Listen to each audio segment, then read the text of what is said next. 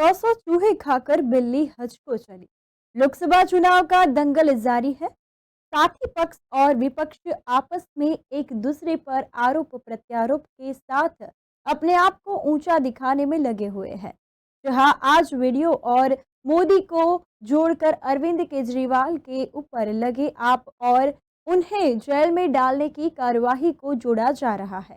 वहीं राम मंदिर के उद्घाटन के अवसर पर कांग्रेस पार्टी शामिल नहीं हुई तथा धारा 370 बी और इससे जुड़े कई सवालों, उनके जवाबों तथा मोदी, अंबानी, अडानी के संबंधों को तथा बीजेपी सरकार द्वारा जोड़ तोड़ की राजनीति और खाली थैलों की राजनीति को लेकर के समीप लौसिंग गांव के सरपंच हेमंत श्रीमाली से विशिष्ट बातचीत की गई। नमस्कार, न्यूज फॉर इंडिया में आपका स्वागत है। आज हम आए हैं लोकसभा चुनाव के चलते लोसिंग ग्राम पंचायत में। यहाँ हम बात करेंगे लोसिंग ग्राम पंचायत के वर्तमान सरपंच हेमंत श्रीमाली से। हेमंत जी सर नमस्कार। नमस्कार। लोकसभा चुनाव को लेकर क्या तैयारियां चल रही है? लोकसभा चुनाव को लेकर कांग्रेस पार्टी ने अपने प्रत्याशी घोषित कर दिए हैं और आज उदयपुर लोकसभा क्षेत्र से कांग्रेस के अधिकृत प्रत्याशी के रूप में ताराचंद जी मीणा ने नामांकन दाखिल किया। कार्यकर्ता अपने स्तर से जनसंपर्क कर रहे हैं और केंद्र और राज्य सरकार की जो नाकामियां हैं उनको जनता के बीच ले जा रहे हैं।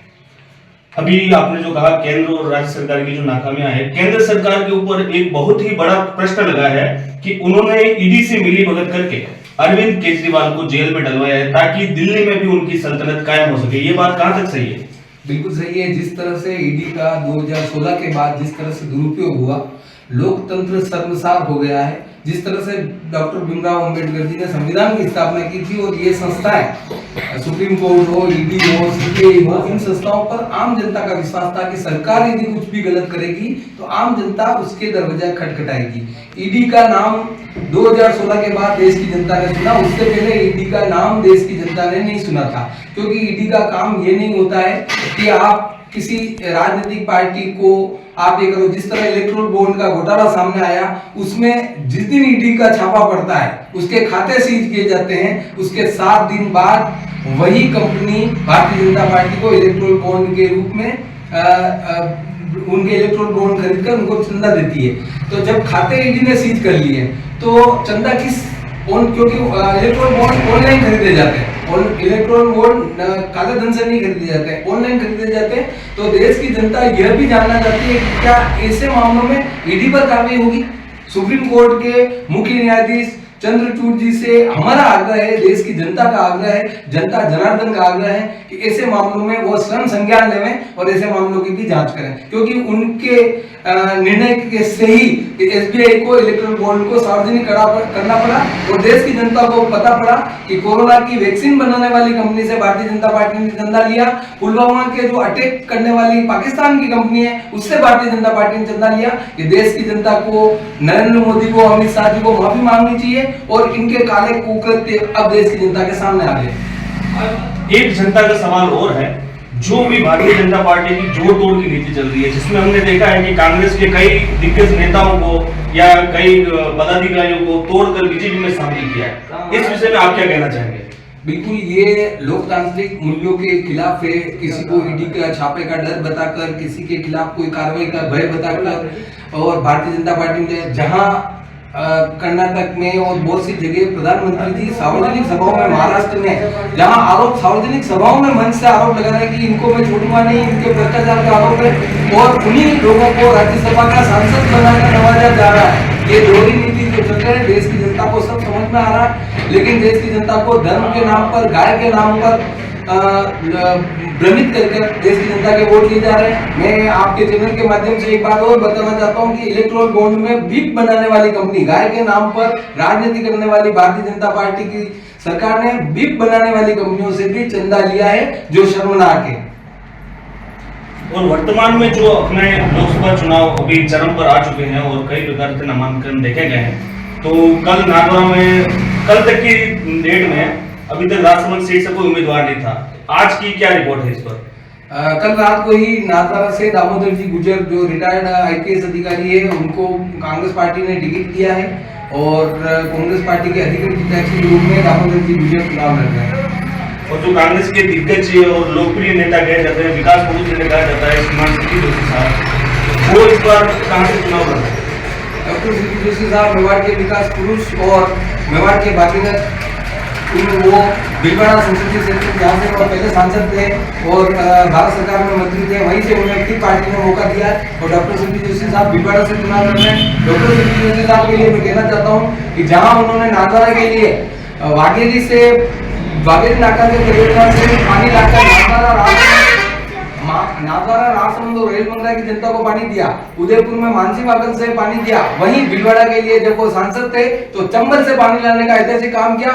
जब डॉक्टर सीपी जोशी साहब सांसद नहीं बने थे उससे पहले भीलवाड़ा में रेलों से पानी आता था। डॉक्टर सीपी जोशी साहब ने जब चंबल से पानी लाने की योजना भीलवाड़ा वालों के सामने रखी तो उनको खुद को आश्चर्य हुआ कि चंबल से कोई पानी भीलवाड़ा आएगा, लेकिन डॉक्टर सीपी जोशी साहब ने अपने 5 साल के कार्यकाल में चंबल से पानी लाकर भीलवाड़ा की जनता को पिलाया। आज रेल से पानी नहीं आ रहा, चंबल का पानी भीलवाड़ा की जनता पी रही है, गांव-गांव में चंबल का पानी जा रहा है। उसके साथ ही डॉक्टर सीपी जोशी साहब को 1 महीने से भी कम का कार्यकाल रेल मंत्री के रूप में मिला था, तो उन्होंने भीलवाड़ा में मेमो कोच फैक्ट्री का शिलान्यास सोनिया गांधी जी से करवाया था और बाद में जब सरकार परिवर्तन हो गई तो वो मेमो कोच फैक्ट्री का कार्य वही रुक गया। बाकी क्षेत्र की जनता को वहां लाभ मिलता, युवाओं को रोजगार मिलता। डॉक्टर सीपी जोशी साहब की नीति रही है कि वो किसानों के और युवाओं के हित में काम करें। उन्होंने नागौरा विधानसभा क्षेत्र में भी ऐतिहासिक कार्य किए, परंतु यहाँ धर्म के नाम पर जो राजनीति की गई उससे नागौरा की जनता को 6 महीने के बाद ही एहसास हो गया कि हम ठगे गए।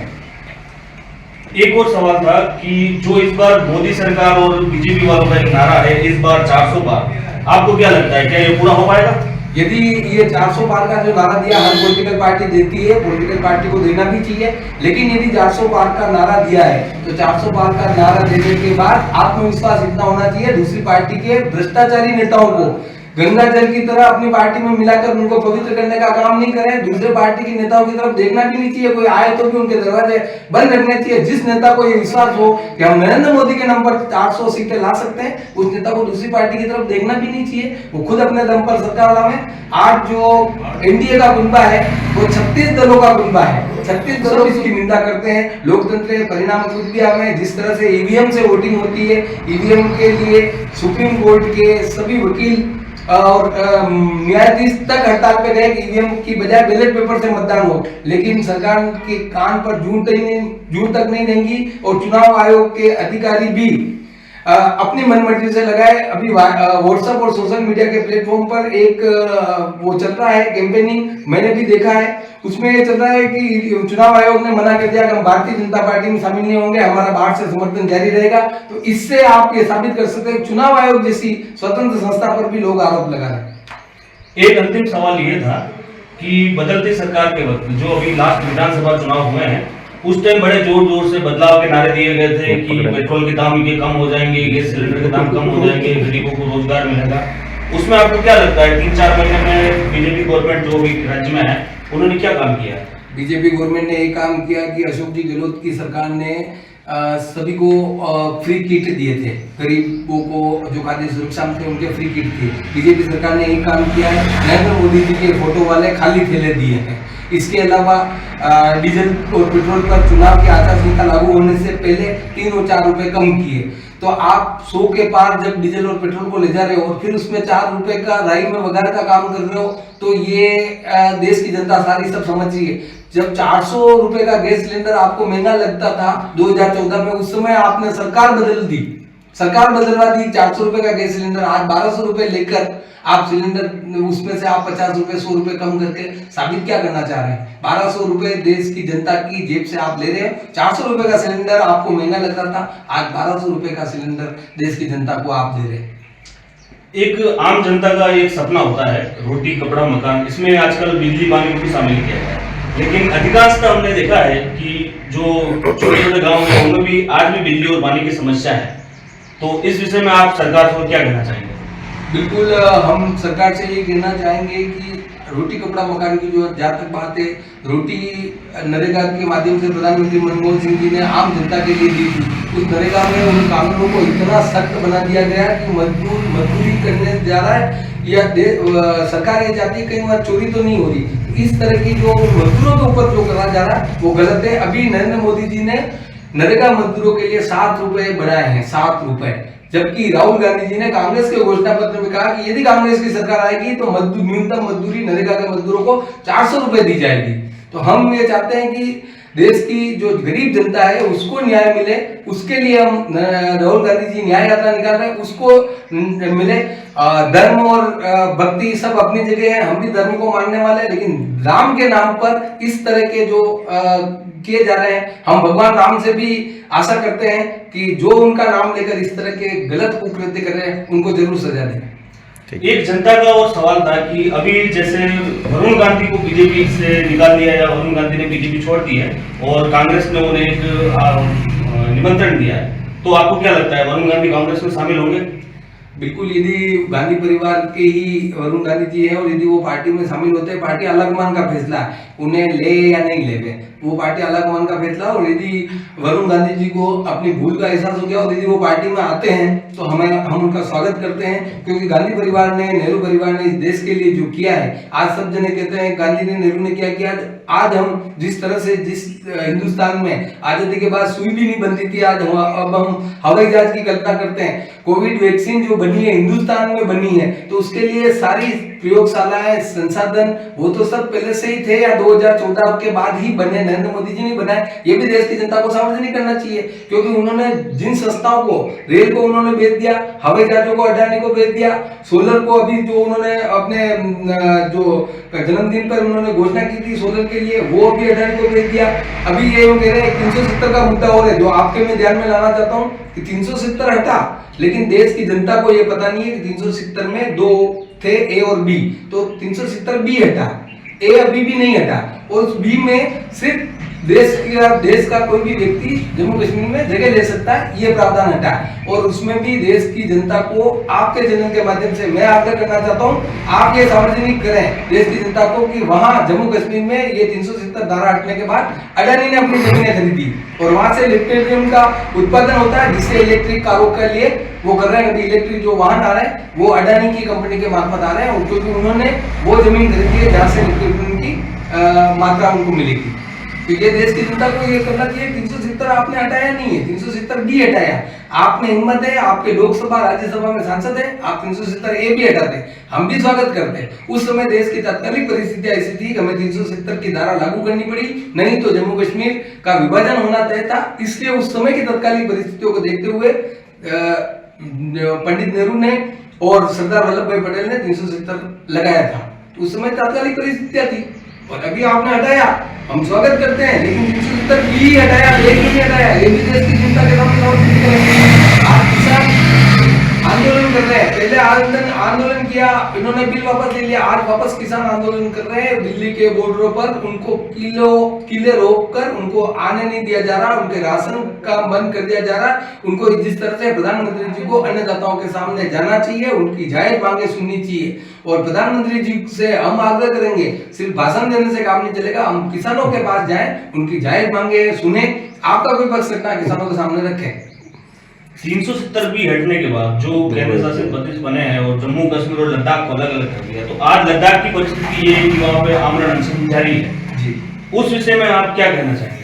बिल्कुल, जो देश की स्थिति और परिस्थिति बनती है, जो भौगोलिक स्थितियां बनती है, उन चीजों में हमें राजनीति के परे जाकर भी देश के संविधान को बचाने के लिए हमें अपने काम करने चाहिए। और ये जो काम किए हैं वो निंदनीय है, देश की जनता को विश्वास में लेकर हमें काम करना चाहिए। एक सवाल और था सर कि जो अभी राम मंदिर का उद्घाटन हुआ उसमें कांग्रेस पार्टी की तरफ से कोई भी उपस्थित नहीं था, इस विषय में आप क्या कहेंगे? राम मंदिर का जो कार्यक्रम था वो कोई प्रधानमंत्री जी का कार्यक्रम नहीं था, कोई भारतीय जनता पार्टी का कार्यक्रम नहीं था, वो कार्यक्रम धार्मिक कार्यक्रम था, लेकिन इन्होंने इसे भारतीय जनता पार्टी का कार्यक्रम बना दिया। प्रधानमंत्री जी कौन होते हैं? कांग्रेस को निमंत्रण देने वाले।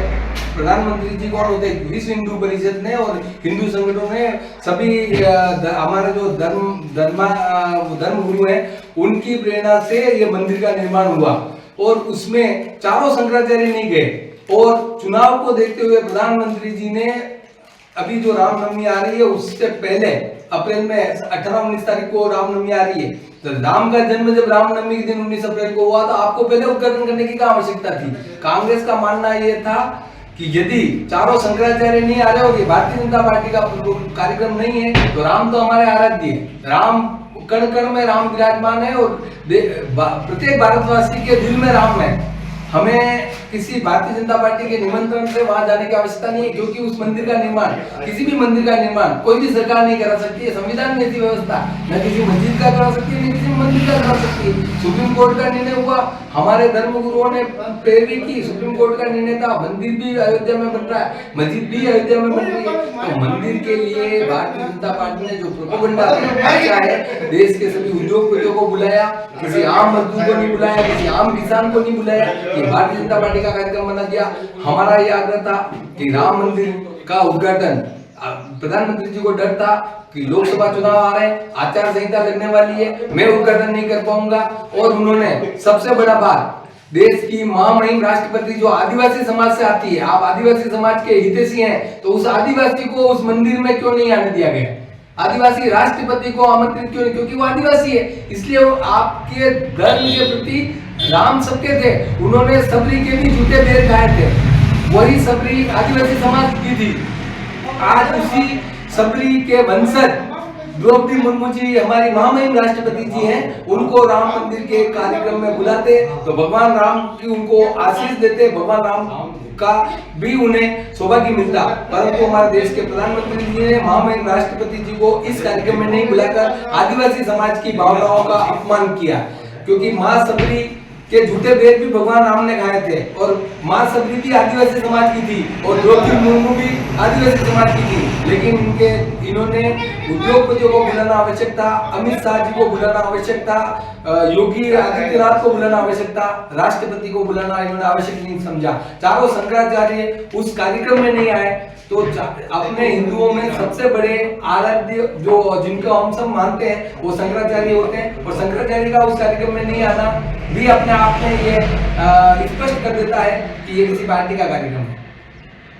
एक सर द्रौपदी मुर्मू जी का नाम आया है, तो इस विषय में पूछना चाहूंगा कि आरक्षण के लिए एक शब्द लिखा गया है कि जिस दिन कोई आदिवासी महिला बड़े ओहदे बड़ी पदवी पर पहुंच जाएगी उस दिन आरक्षण समाप्त हो जाएगा, लेकिन अभी तक आरक्षण ज्यों का त्यों खड़ा है। इस विषय में आप क्या कहेंगे? देखिए, ये अभी लिखा नहीं गया, ये डॉक्टर भीमराव अंबेडकर जी ने कहा था कि मेरा मानना है कि देश के सर्वोच्च पद पर कोई दलित समाज का व्यक्ति, कोई SC ST वर्ग का पहुंचे, तो पहले हमारे दलित राष्ट्रपति थे, अब ST के राष्ट्रपति हैं, तो देश के सर्वोच्च पद पर वो पहुंच चुके हैं। आरक्षण का मैं जहां तक मानता हूं, जातिगत आधार पर नहीं होकर राहुल गांधी जी मांग करते आ रहे हैं, और राहुल गांधी जी कह भी रहे हैं अपने घोषणा पत्र में कि यदि कांग्रेस सत्ता में आएगी तो जाति जनगणना कराई जाएगी। जाति के आधार पर आरक्षण की जो व्यवस्था है, उन व्यवस्थाओं में भी मैं ये चाहता हूँ, मेरा व्यक्तिगत मानना है कि आर्थिक आधार पर आरक्षण हो, हर जाति में, स्वर्ण हो, चाहे दलित हो, चाहे ST हो, चाहे SC हो, चाहे OBC हो, चाहे माइनॉरिटी हो, हर जाति में आर्थिक आधार पर यदि आरक्षण किया जाएगा तो जो अम्बेडकर जी की जो सोच थी उसके अनुपात में सब भारतीय एक हो सकेंगे। तो मेरा ये मानना है कि जो देश के रीति और नीति को चला रहे हैं वो अंबानी और अडानी की रीति नीति को नहीं चलाए, क्योंकि अभी 2014 से देश में जो शासन चल रहा है, हमें ये लगता है कि हमने अंग्रेजों का शासन नहीं देखा, लेकिन हमने इन भारतीय अंग्रेजों का शासन देख लिया है। जो पहले एक ईस्ट इंडिया कंपनी थी, अब अंबानी और अडानी की कंपनी को फायदा पहुंचाने के लिए नरेंद्र मोदी जी और अमित शाह जी देश की रीति नीतियों में जिस तरह से कर रहे हैं, संशोधन कर रहे हैं, सिर्फ उनको फायदा पहुंचाने का इनका मकसद है। आम आदमी, आम व्यक्ति कितना दुखी और कितना कर्ज से डूबा हुआ है उसकी किसी को कल्पना नहीं है। नोटबंदी जैसा डिसीजन ले लिया आपने, 1000 का नोट 500 का नोट बंद करके 2000 के नोट चला लिए, और 2000 के नोट चला भी लिए तो वापस उनको बंद करने की कहाँ आवश्यकता थी। इस तरह से ये मोहम्मद गोरी ने चमड़े के सिक्के जिस तरह से चलाए थे, उस तरह से नरेंद्र मोदी जी ने 2000 के नोट चलाए, 1000 और 500 के नोट बंद किए। देश की जनता को उसका जवाब देना चाहिए। ATM के बाद लंबी लाइनें लगी, किस तरह से क्या हुआ, कितना काला धन आप वापस ला पाए, देश की जनता को बताइए। इलेक्ट्रोल बॉन्ड का घोटाला सामने आ गया। हम चाहते हैं आपके चैनल के माध्यम से मैं मांग करना चाहता हूं कि पीएम केयर रिलीफ फंड जिन्होंने कोरोना के अंदर भी लोगों को नहीं छोड़ा, पीएम केयर रिलीफ फंड में आज आप सूचना के अधिकार के तहत उसका हिसाब नहीं मांग सकते हो। देश के प्रधानमंत्री को हिसाब सार्वजनिक करना चाहिए। प्रधानमंत्री के फंड में मुझे इतनी राशि प्राप्त हुई। मैं आज आपके चैनल के माध्यम से आरोप लगाता हूं कि भारतीय जनता पार्टी ने अपने कार्यकर्ताओं को सक्षम करने के लिए अपने 5 स्टार कार्यालय बनाए, अपने कार्यकर्ताओं को सक्षम किया और इस तरह की रीति नीति की है जिससे देश की जनता दुखी और परेशान। बहुत बहुत धन्यवाद हेमंत जी, और एक बार फिर आप सबसे मुलाकात होगी एक नई शख्सियत के साथ। तब तक के लिए धन्यवाद।